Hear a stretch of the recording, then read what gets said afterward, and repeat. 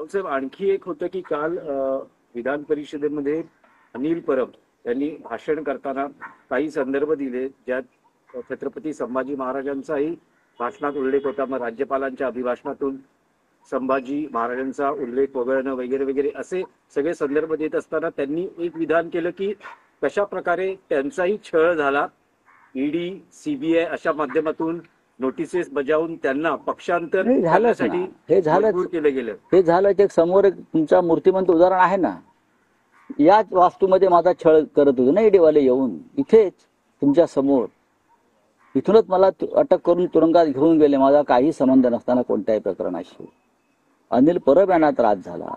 रवींद्र वायकर यांच्यावर तर ईडीने दबावच टाकला होता पक्षांतर करा म्हणून, एकनाथ शिंदेनी ईडीच्या माध्यमातून.